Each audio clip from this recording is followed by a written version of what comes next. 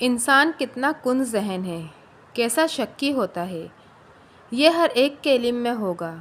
ایسی باتیں وہ لوگ کچھ زیادہ ہی کرتے ہیں جو خود بھی شکی مزاج ہوں۔ میں نے بھی اپنے ذہن میں شک کا ناگ پالا تھا جس نے مجھے بارہا ڈسا، میرے گھر کے ٹوٹنے کا سبب بن گیا تھا، لیکن عین وقت پر اصل بات سامنے آ گئی۔ السلام علیکم، آپ لوگ دیکھ رہے ہیں DH اردو اسٹوریز۔ آپ سب سے گزارش ہے، اگر آپ لوگ میرے چینل پہ نئے ہیں تو پلیز میرے چینل کو سبسکرائب کر دیں اور ساتھ ہی دیے گئے بیل آئیکن کے بٹن کو پریس کر دیں تاکہ میری ہر نئی آنے والی ویڈیو آپ تک پہنچ سکے۔ امید کرتی ہوں کہ آج کی یہ کہانی آپ کو پسند آئے گی۔ ارسلان نے جب گلاس میں پانی لا کر میرے سامنے رکھا تو میں حیران رہ گئی۔ میں نے اس سے پانی نہیں مانگا تھا، پھر بھی اس نے جان لیا تھا کہ میں بازار سے واپس آئی ہوں۔ میں نے اس سے پانی نہیں مانگا تھا، اس لیے وہ پانی کا گلاس لے آیا تھا کہ میں بازار سے واپس آئی ہوں تو مجھے پیاس لگی ہوگی۔ میں نے اس کا ہاتھ تھام لیا اور اپنے پاس بٹھا لیا۔ مجھے اس کی یہ کیسے اندازہ ہوا کہ مجھے پیاس لگی ہوگی؟ میں نے اس کا ہاتھ تھام کر اپنے پاس بٹھا لیا۔ مما، تمہیں میری مما دھوپ سے واپس پیاس لگی نا تو ان کو بھی پیاس لگتی تھی، اس نے بتایا۔ مما، میں نے اسے پیار کر لیا۔ مما دھوپ سے واپس میرا بیٹا نہیں تھا تو ان کو بھی پیاس لگتی تھی، اس نے بتایا۔ میں نے اس کی امی کا انتقال ہو چکا تھا۔ ارسلان نہیں جان سکتی کہ اماں نے میری کوکھ سے عمران سے میرا رشتہ اس کی امی کا انتقال ہو چکا تھا۔ میں نہیں جان سکتی کہ اماں نے ہوئی تھی ارسلان سے میرا رشتہ کس طرح آرام کروں گی۔ میں ان دنوں BA کی امتحان سے فارغ ہوئی تھی، خیال یہ تھا کہ کچھ دنوں تک خوب آرام کروں گی، دوستوں کے ساتھ سیر کروں گی۔ عمران میرے ہی محلے کا تھا، اماں نے رشتے کی خبر سنا دی، اچھی تھی اور محلے والے بھی اس کی عزت کرتے تھے۔ وہ کسی ارسلان میرے ہی محلے کا تھا، شادی شدہ تھا، اس کی ساکھ اس کی بیوی کا انتقال ہو چکا تھا، محلے والے اس کی عزت کرتے تھے۔ اس کا ایک بیٹا تھا، وہ کسی اچھی پوسٹ پر تھا لیکن 6 یا 7 سال کو ہو چکا تھا، اس کی بیوی کا انتقال ہو چکا تھا، اس کا ایک بیٹا تھا، یہ کیا ہوا تم کو، کس سے میرا رشتہ کروا رہی ہو؟ ہو چکا تھا، اس کا ایک بیٹا بھی ہے۔ میں یہ سن کر حیران رہ گئی، اماں اس سے شادی کر تم کو کس سے میرا رشتہ کروا رہی ہو؟ اماں نے کہا، بیٹا بھی ہے، کیا عمران چاہتی ہو کہ میں اس سے شادی کر لوں؟ کیا شریف نہیں ہے؟ بیٹا ذرا ٹھنڈے دل سے سوچ، نہیں ہے؟ اماں نے کہا، اب خدا کی مرضی تھی کہ اس کی بیوی اس کا ساتھ چھوڑ گئی، کیا شریف نہیں ہے؟ تو اس میں اس کا کیا پڑھا لکھا نہیں ہے؟ اس کا خدا کی مرضی تھی کہ اس کی بیوی خود جانتی ہو اس کا ساتھ چھوڑ کر چلی گئی، تو اس میں اس کا کیا پیار کرتی ہو؟ رہا اس کا پیار کرنے کا یہ مطلب تو نہیں کہ میں اس کی ماں ہی بن جاؤں، میں نے کہا۔ اور عمران کو سوجی کیا ہے کہ اس نے ہمارے ہاں اپنا رشتہ بھیج دیا، کیا اس کو کوئی اور نہیں ملا تھا؟ مختصر یہ کہ میرے لاکھ انکار کے باوجود عمران سے میرا رشتہ طے پا گیا۔ میں تلملا رہی تھی کہ اچانک عمران کا فون آ گیا۔ وہ مجھ سے بات کرنا چاہتا تھا۔ فائزہ، میں تم سے ملنا چاہتا ہوں، بہت ضروری ہے۔ اب کیا ضرورت رہ گئی ہے؟ میں تلخ ہو کر بولی۔ آپ کا جو مقصد تھا وہ تو پورا ہونے والا ہے۔ نہیں، تم مجھے غلط مت سمجھو، اس لیے میں چاہتا ہوں کہ بس ایک بار مجھ سے مل لو۔ چلیے ٹھیک ہے، کہاں ملنا ہے؟ اس نے ایک ریسٹورنٹ کا نام بتا دیا۔ وہ میرا دیکھا ہوا تھا، کئی بار اپنے دوستوں کے ساتھ جا چکی تھی۔ اس نے یہ بھی کہا تھا کہ اگر میں چاہوں تو اماں کو بتا سکتی ہوں۔ اس کے بعد مجھے کوئی ایسا خدشہ نہیں تھا۔ میں نے اماں کو بھی بتا دیا، انہوں نے بھی کچھ سوچنے کے بعد اجازت دے دی تھی۔ میں وقت پر پہنچ گئی۔ عمران پہلے سے میرا انتظار کر رہے تھے۔ میری زندگی کا یہ پہلا واقعہ تھا کہ میں کسی مرد سے ملنے کہیں آئی تھی، اور وہ بھی اس سے جس سے میرا رشتہ طے ہو رہا تھا۔ عمران نے بہت مہذب انداز میں مجھے ویلکم کہا۔ پہلی بار میں انہیں قریب سے دیکھ رہی تھی، ویسے تو دور سے دیکھا کرتی تھی۔ اب یہ بتاؤ کیا کھاؤ گی؟ انہوں نے پوچھا۔ کچھ نہیں، میں نے بتایا، میں گھر سے کھا کر چلی ہوں۔ ظاہر ہے آنٹی تمہیں بھوکا تو نہیں رکھتی ہوں گی، عمران نے مسکراتے ہوئے کہا۔ میں نے کوئی جواب نہیں دیا، خود انہوں نے اپنی مرضی سے بہت سی چیزیں منگوا لی تھیں۔ کچھ دیر بعد میری جھجک ختم ہو گئی تھی، احساس ہوا کہ وہ بہت معقول انسان ہے۔ دیکھو فائزہ، میں جانتا ہوں کہ تمہارے دل میں 1000 قسم کے ارمان ہوں گے۔ تم نے کبھی یہ بھی نہیں سوچا ہوگا کہ تمہاری شادی کسی ایسے شخص سے ہوگی جس کی پہلے شادی ہو چکی ہو اور جس کی ایک اولاد بھی ہو۔ ایک غیر شادی شدہ لڑکی کے لیے یہ تسلیم کرنا بہت مشکل ہوتا ہے، لیکن اس کے باوجود میں نے ہمت کر کے تمہارے گھر اپنا رشتہ بھجوا دیا اور آنٹی نے قبول بھی کر لیا۔ لیکن مسئلہ آنٹی کا نہیں، تمہارا ہے۔ زندگی تمہیں گزارنی ہے، اس لیے میں نے تم کو بلوایا ہے تاکہ تم سے کھل کر بات ہو سکے، تمہارے دل میں کوئی خلش نہ رہے۔ عمران صاحب، آپ مجھے ایک معقول انسان لگے ہیں، میں نے کہا۔ حالانکہ میرے لیے یہ ایک مشکل مرحلہ ہے کہ میں ایسے شخص کو اپنا جیون ساتھی بنا لوں جو ایک بچے کا باپ ہے، لیکن شاید تقدیر اسی کا نام ہے۔ فائزہ، اس سلسلے میں تم پر کوئی دباؤ نہیں ہے، عمران نے کہا۔ ابھی بھی کچھ نہیں ہوا ہے، بات آگے نہیں بڑھی ہے۔ تم چاہو تو انکار کر سکتی ہو اور یہ تمہارا حق بھی ہے، لیکن میں انکار نہیں کر سکی۔ عمران آج کل کے ناپختہ ذہن کے نوجوانوں سے کہیں بہتر تھا۔ اس میں ایک ایسا دھیما پن تھا جس نے مجھے اپنی طرف کھینچ لیا تھا۔ میں نے گھر آ کر اماں سے ہاں کہہ دی۔ اماں اسی دن سے شادی کی تیاریوں میں مصروف ہو گئی تھیں۔ مختصر یہ کہ شادی کی تاریخ طے ہو گئی اور ہماری شادی بھی ہو گئی۔ میں اس کی تفصیل میں جانا نہیں چاہتی، بس اتنا ہوا کہ میں اپنے گھر سے اٹھ کر عمران کے گھر آ گئی۔ عمران بہت اچھے انسان ثابت ہو رہے تھے، مہذب اور خیال کرنے والے۔ بہت خوبیاں تھیں ان میں۔ ارسلان نے ابتدا میں مجھے قبول نہیں کیا تھا۔ میں سمجھتی تھی کہ یہ ایک نیچرل سی بات ہے۔ کوئی بچہ کیسے برداشت کر سکتا ہے کہ کوئی اور عورت اس کی ماں کی جگہ آ جائے؟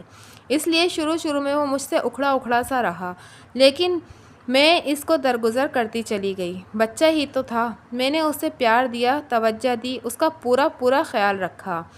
عمران کو اس بات کا اعتراف تھا اور وہ کہا کرتے تھے کہ تم نے ارسلان سے ماں کی کمی دور کر دی ہے۔ میں تمہارا احسان مند ہوں۔ میں ان سے کہا کرتی کہ میں جو بھی کر رہی ہوں یہ میرا فرض ہے۔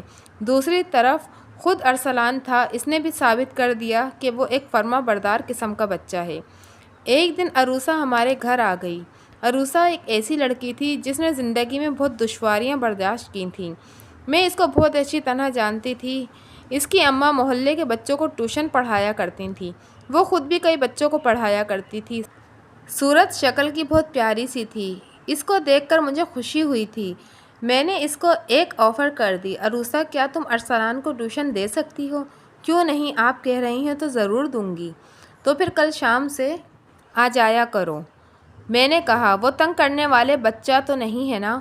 نہیں، وہ بہت سمجھدار اور فرمانبردار قسم کا بچہ ہے، میں نے بتایا۔ تم خود ہی دیکھ لو، میں اس گھر میں اس کی ماں بن کر آتی ہوں۔ ہونا تو یہ چاہیے تھا کہ وہ مجھ سے اکھڑا رہتا، اس کے برعکس وہ مجھ سے بہت پیار کرتا ہے۔ ٹھیک ہے، میں کل سے آ جایا کروں گی۔ عروسہ نے ارسلان کو پڑھانا شروع کر دیا۔ میں نے جب عمران کو یہ بتایا کہ میں نے ارسلان کے لیے ٹیوشن کا بندوبست کر دیا ہے تو وہ بہت خوش ہو گئے تھے۔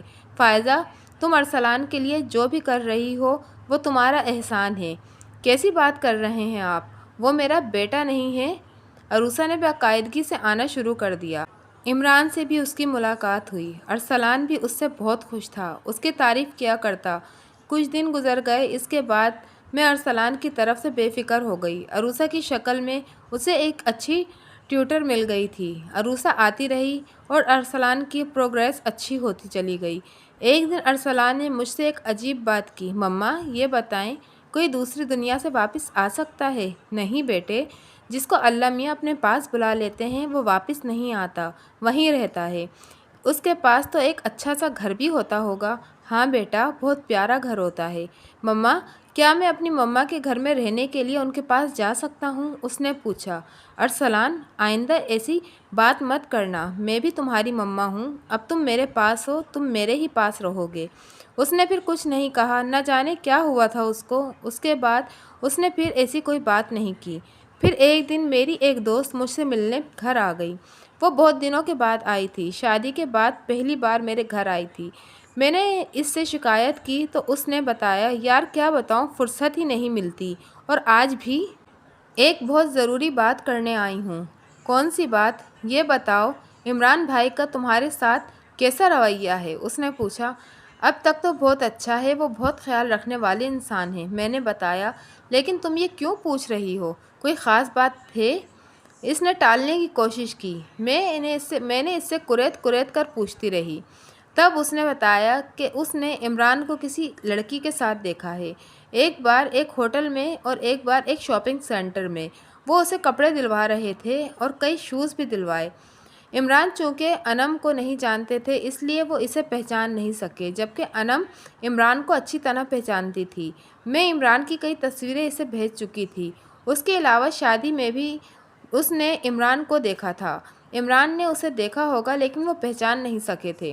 انم کے جانے کے بعد میں اپنے آپ پر قابو نہیں رکھ سکی۔ میں نے کتنی محبت کی تھی اس شخص سے، کتنا ساتھ دیا تھا اس کا۔ انتہا تو یہ ہے کہ میں نے یہ جان لینے کے بعد بھی اس کو قبول کر لیا تھا کہ وہ شادی شدہ ہے۔ وہ ایک بچے کا باپ تھا۔ ایک جوان اور کنواری لڑکی اس سے زیادہ اور کیا قربانی دے سکتی ہے؟ میں نے سوچا کہ میں عمران سے معلوم کروں، ان سے پوچھوں کہ مجھ میں ایسی کون سی کمی ہے کہ انہوں نے کسی اور کے ساتھ گھومنا شروع کر دیا ہے، کسی اور کے چکر میں آ گئے ہیں۔ کیوں؟ پھر شاید مرد ایسا ہی ہوتا ہے، لیکن عمران ایسے تو نہیں تھے۔ عمران شام کو واپس آئے تو میں نے ان سے بات نہیں کی، یعنی اس موضوع پر بات نہیں کی۔ ویسے ادھر ادھر کی باتیں کرتی رہی۔ میرے لیے اب ارسلان کے معاملے میں کئی زیادہ اہمیت عمران کے معاملے کی تھی۔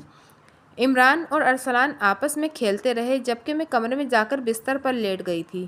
میرے ذہن میں ایک آندھی کی سی اٹھ رہی تھی۔ کیا تھا یہ سب؟ اگر انم کو یہ دھوکہ نہیں ہوا تھا تو عمران ایسا کیوں کر رہے تھے؟ بہرحال کئی دن اس طرح گزر گئے۔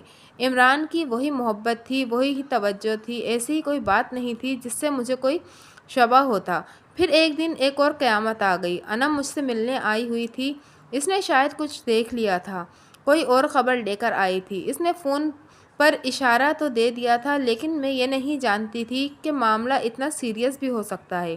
فائزہ، میں ایک بار پھر بتا رہی ہوں کہ اپنے شوہر کی طرف سے آنکھیں بند کر کے مت بیٹھ جاؤ، اس نے کہا۔ میرا خیال ہے کہ معاملہ بہت آگے جا چکا ہے۔ اب کیا نئی بات ہوگی؟ تم تو جانتی ہو کہ میری نند کی شادی ہونے والی ہے۔ میں مارکیٹس کی خاک چھانتی پھر رہی ہوں۔ کل میں اپنی ساس کے ساتھ جیولری لینے گئی کہ میں نے تمہارے عمران صاحب کو اس لڑکی کے ساتھ دیکھا۔ وہ اسے اس کی پسند کی جیولری دلوا رہے تھے۔ میرے اندازے کے مطابق کم از کم 1 لاکھ کی جیولری دلوا دی ہوگی۔ اب میں تو پاگل سی ہو گئی۔ کیا ہو رہا ہے یہ سب؟ انم کی انفارمیشن غلط تو نہیں ہو سکتی؟ عمران ضرور ایسا کر رہے ہوں گے اور مجھے اندازہ بھی نہیں تھا کہ وہ ایسا بھی کر سکتے ہوں گے۔ میں نے تم کو خبردار کر دیا ہے، انم نے کہا۔ اسی وقت دروازے کی گھنٹی بجی تھی۔ عروسہ کے آنے کا بھی یہی وقت تھا۔ ارسلان دروازہ کھولنے چلا گیا تھا۔ میں انم کو کمرے میں لے آئی۔ جس وقت میں انم کو کمرے میں لے جا رہی تھی اسی وقت عروسہ داخل ہو رہی تھی۔ میں نے دیکھا کہ انم اس کو دیکھ کر حیران رہ گئی تھی۔ اس نے میرا ہاتھ تھام کر جھنجھوڑ دیا۔ فائزہ، میرے ساتھ آؤ، اس نے کہا۔ وہ مجھے دوسرے کمرے میں لے آئی تھی۔ فائزہ، یہی لڑکی تو عمران کے ساتھ ہوتی ہے، اس نے بتایا۔ تمہارے عمران اسی کو تو شاپنگ کراتے ہیں۔ میرے تو پیروں کے نیچے سے زمین نکل گئی تھی۔ یہ عروسہ ایسی ثابت ہو رہی تھی۔ میں نے اس کے ساتھ ہمدردی کی تھی اور یہ میرے گھر کو تباہ کرنے کا منصوبہ بنا رہی تھی۔ او خدایا، ایک غریب گھر کی لڑکی جو جگہ جگہ ٹیوشن پڑھاتی پھر رہی تھی، اس کی ایسی حرکت! اور کمال یہ ہے کہ اس نے اور عمران نے شبہ بھی نہیں ہونے دیا کہ ان دونوں کے درمیان اتنی رہا رسم ہو چکی ہے کہ وہ اس کے اخراجات برداشت کر رہے ہیں اور اس کو شاپنگ کرا رہے ہیں، وہ بھی جیولریز جیسا مہنگا آئٹم۔ انسان کے کتنے چہرے ہوتے ہیں، کتنے بھید ہوتے ہیں، اوپر سے کچھ اور ہوتا ہے اور اندر سے کچھ اور یہ عروسہ کتنی اوچھی لڑکی نکلی تھی۔ اس نے اپنی کسی بات سے ہوا بھی نہیں لگنے دی تھی۔ انم، ایک بات بتاؤ، کیا تمہیں یقین ہے کہ یہی وہ لڑکی تھی؟ میں نے پوچھا۔ میری آنکھیں اتنی کمزور نہیں ہیں کہ میں اسے پہچان نہ سکوں، انم نے کہا۔ اب تم بتاؤ کیا کروں میں نے پوچھا۔ سب سے پہلا کام یہ کرو کہ کسی بہانے اسے بچے کی ٹیوشن سے ہٹاؤ، انم نے کہا۔ اس کے بعد تم خود اپنی آنکھوں سے جا کر دیکھ لو۔ کیسے دیکھ لوں؟ اس کا طریقہ یہ ہے کہ میرے ساتھ چلو۔ سونار سے ساری گفتگو میرے سامنے ہوئی تھی۔ تمہارے شوہر نے آرڈر بھی دیا تھا اور ایڈوانس پیسے بھی دے دیے تھے۔ 13 تاریخ کو سونار نے بلایا ہے۔ 13 تاریخ پرسوں ہے۔ پرسوں میں تمہیں اپنے ساتھ لے جاؤں گی۔ چلو ٹھیک ہے، لیکن میں ابھی اس سے کچھ نہیں کہہ رہی۔ پرسوں دیکھ لو، پھر کوئی بہانہ کر کے اسے ہٹا دوں گی۔ اس کے بعد عمران سے بات کروں گی، پورے ثبوت کے ساتھ۔ چلو ایسا کر لو۔ اس دن میں نے انم کو دوسرے دروازے سے گھر سے باہر نکال دیا تھا تاکہ عروسہ اسے دیکھ نہ پائے، ورنہ وہ کوئی کہانی بھی سنا سکتی تھی یا عمران کو خبردار کر دیتی۔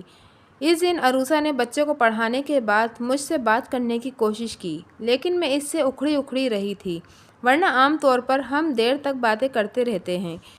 وہ حیران سی بھی تھی، لیکن اب مجھے اس کی کیا پرواہ ہو سکتی تھی، بلکہ اس سے نفرت سی ہو گئی تھی۔ پھر انم کا فون آ گیا، جلدی آ جاؤ، میں جیولرز کی شاپ پر ہوں اور تمہارے شوہر اور عروسہ آئے ہوئے ہیں۔ اس نے مجھے جیولرز کی دکان کا پتہ بھی دیا جو میرے گھر سے زیادہ فاصلے پر نہیں تھا۔ میں 10 منٹ میں وہاں پہنچ گئی۔ میں براہ راست دکان میں داخل نہیں ہوئی بلکہ ایک طرف کھڑی ہو کر دیکھتی رہی۔ انم بھی دکان میں تھی اور وہ دونوں بھی تھے۔ دکاندار انہیں جیولری دکھا رہا تھا، شاید اس نے ساری جیولری تیار کر لی تھی۔ اتنی دیر میں انم دکان سے باہر نکل کر میرے پاس آ گئی۔ دیکھ لیا تم نے؟ اس نے پوچھا۔ میں نے صحیح پہچانا تھا نا؟ ہاں بالکل صحیح۔ اب میں چلتی ہوں، مجھے جو دیکھنا تھا وہ دیکھ چکی ہوں۔ اب کیا کروں گی؟ کچھ نہ کچھ تو کرنا ہی ہے۔ تم سے بعد میں بات کروں گی۔ میں گھر واپس آ گئی۔ بدن میں ایک آگ سی لگی ہوئی تھی۔ میں نے عمران کو کیا سمجھا تھا اور وہ کیا نکلے؟ اور وہ گھنی لڑکی عروسہ، اس نے میری ہمدردی اور توجہ کا کیسا غلط فائدہ اٹھایا تھا۔ میں نے سوچا کہ دوسرے دن جب وہ ارسلان کو پڑھانے آئے گی تو میں اس کی دھجیاں بکھیر دوں گی۔ پہلے اس مکار لڑکی کا فیصلہ کرنا تھا، اس کے بعد عمران سے نمٹ لیتی۔ اس نے میری محبت کا کیسا صلہ دیا تھا۔ اس رات میں نے عمران سے کوئی بات نہیں کی، سر درد کا بہانہ بنا کر اپنے بستر پر آ کر لیٹ گئی۔ ایک دو بار عمران نے آواز بھی دی تو میں نے آنکھیں اس طرح بند رکھیں جیسے سو گئی ہوں۔ دوسری صبح بھی دیر سے بیدار ہوئی۔ عمران میرے جاگنے کے انتظار میں تھے جبکہ ارسلان جا چکا تھا۔ اسے عمران نے اسکول کے لیے تیار کیا ہوگا۔ تمہاری طبیعت تو ٹھیک ہے نا؟ عمران نے تشویش سے پوچھا۔ ہاں ٹھیک ہوں، میں نے مختصر سا جواب دیا۔ مجھے تم سے ایک ضروری بات کرنی ہے، عمران نے کہا۔ میرا دل دھڑکنے لگا تھا۔ عروسہ کے علاوہ اور کیا بات ہو سکتی تھی؟ عمران نے پھر کہا، میں دفتر سے آ کر تفصیل سے بات کروں گا۔ مجھے بھی تفصیل سے بات کرنی ہے، میں نے روکھے لہجے میں بولا۔ آپ دفتر سے واپس آ جائیں، پھر بات ہوگی۔ عمران مجھے الجھی نگاہوں سے دیکھتے ہوئے چلے گئے، لیکن عمران سے بات کرنے کی نوبت ہی نہیں آئی، اور بات ہوئی بھی تو اس کی نوعیت ہی کچھ اور تھی۔ 11 بجے کے قریب عروسہ اپنی ماں کے ساتھ آ گئی۔ یہ پہلا موقع تھا کہ اس کی ماں اس کے ساتھ آئی تھی۔ وہ ایک اچھی عورت تھی، میں برسوں سے جانتی تھی، ایک ہی محلہ تھا۔ وہ چونکہ پہلی بار میرے گھر آئی تھی اس لیے میں نے اسے اندر بلا کر بٹھا لیا۔ بیٹی، میں تم سے ایک ضروری بات کرنے آئی ہوں، اس نے کہا، حالانکہ دل میں تنہا تنہا کے خیال آ رہے ہیں کہ تم پتہ نہیں کیا سمجھو، لیکن میں نے سوچا کہ تم سے چھپانا اچھا نہیں ہے، تم کو سب بتا دیا جائے۔ ہاں بتائیں، کیا بات ہے؟ میں نے پوچھا۔ عروسہ اس دوران ایک طرف جا کر بیٹھ گئی تھی۔ بیٹا، کئی دنوں سے ایک خلش میرے ذہن میں تھی، اس نے کہا۔ میری عروسہ کا رشتہ طے ہو گیا ہے، لڑکے والے شادی کی ضد کر رہے ہیں کہ جلدی ہو جائے۔ میں ایک غریب عورت ہوں، میرے پاس کچھ بھی نہیں ہے، کم از کم اتنا تو ہونا چاہیے نا کہ 2-4 جوڑے کپڑے اور تھوڑے سے زیورات اپنی عروسہ کو دے کر رخصت کر سکوں۔ میں نے سوچا کتنی چالاک عورت ہے، کہاں سے گھما پھرا کر بات کر رہی ہے۔ اس دوران عروسہ بھی پاس آ کر بیٹھ گئی۔ اس کی ماں نے اپنی بات دوبارہ شروع کی۔ پھر یہ ہوا کہ مجھے کسی نے شہر کے ایک مخیر شخص کے بارے میں بتایا کہ ان کا کوئی ادارہ ہے، ایک درخواست دینی پڑتی ہے، پھر وہ اللہ کا بندہ خاموشی سے مدد کر دیتا ہے۔ میں اور عروسہ ایک دن اس آدمی کے پاس چلے گئے۔ اتفاق سے وہ آدمی تمہارے شوہر عمران کا دوست نکلا۔ ہم جس وقت وہاں پہنچے تو عمران بھی وہیں موجود تھے۔ وہ ہم دونوں کو پہچان گئے۔ انہوں نے ہمیں الگ لے جا کر ہماری خیریت دریافت کی۔ میں نے بتا دیا کہ ہم اس لیے آئے ہیں۔ اس پر انہوں نے اپنے دوست سے کہا کہ اس بار تھوڑا سا ثواب ان کے حصے میں بھی دے دوں۔ اس کے بعد انہوں نے ہماری مدد کی، عروسہ کو اس کی پسند کے کپڑے اور جیولری دلوا دی۔ ہم ایک دو بار ان کے ساتھ ہی گئے تھے۔ خدا خوش رکھے، کیا آدمی ہے تمہارے شوہر، ایسا فرشتہ اس دور میں کہاں ملتا ہے۔ تو آج ہم نے یہ سوچا کہ کیوں نہ تم کو بھی اس بات میں شامل کر لیں۔ دل پر ایک بوجھ تھا کہ اگر تم کو معلوم ہو گیا تو نہ جانے تم کیا سمجھو، کیا خیال کرو، اس لیے ہم تمہارے پاس سب کچھ بتانے کے لیے آئے ہیں۔ جبکہ اس اللہ کے بندے نے کہا تھا کہ کسی کو بھی خبر نہ ہو ورنہ اس کی نیکی برباد ہو جائے گی، لیکن یہ تو ہمارا فرض بنتا تھا نا، اس لیے ہم آئے ہیں اور تم کو سچی بات بتا دی ہے۔ اس کے ساتھ ہی میں یہ بھی کہتی ہوں کہ جیسی بھی ہو یہ قرض ادا کروں گی۔ ابھی ہم مجبور ہیں، لیکن تھوڑا تھوڑا کر کے یہ پیسے واپس کریں گے۔ میں نے ایک پائی کا حساب رکھا ہے۔ اس کی آنکھوں میں آنسو آ گئے تھے۔ عروسہ نے اپنا سر جھکا رکھا تھا۔ مجھے ایسا لگا جیسے ایک دم سے اندھیرے دور ہو گئے ہوں۔ عمران کی عزت اور محبت میرے لیے اور بھی زیادہ ہو گئی تھی۔ احترام کا جذبہ پیدا ہو گیا تھا۔ میں یہ سوچ رہی تھی کہ کانوں سنی پر کبھی نہیں جانا چاہیے، بلکہ آنکھوں کا دیکھا بھی غلط نکلتا ہے۔ ہم سب دھند میں لپٹی ہوئی زندگی گزار رہے ہیں۔ نہ جانے کون کس حال میں ہے، کیا اس کے ساتھ مجبوری ہو۔ کوئی ضروری نہیں ہے کہ ہر شخص مجبور کسی اور کے پاس اپنی جوانی اور اپنے حسن کا سودا ہی کرنے گیا ہو۔ کچھ بھی ہو سکتا ہے۔ اس لیے کہا گیا ہے کہ منافق کی ایک پہچان یہ بھی ہے کہ وہ ہر سنی ہوئی بات کو بغیر تحقیق کے آگے بڑھا دے یا بدگمانی میں مبتلا ہو جائے۔ 2 سال ہو گئے ہیں، عروسہ کی شادی ہو گئی ہے، اور میں نے ابھی تک عمران کو نہیں بتایا کہ میں اس راز سے واقف ہوں۔ اور ہاں، معلوم ہے کہ مجھے اس نیکی کا کیا صلہ ملا ہے۔ وہ صلہ یہ ہے کہ ڈاکٹرز نے مجھے خوشخبری سنا دی ہے۔ اس کے علاوہ خود ارسلان اتنا فرما بردار ثابت ہو رہا ہے کہ ہر دم دل سے دعائیں نکلتی رہتی ہیں۔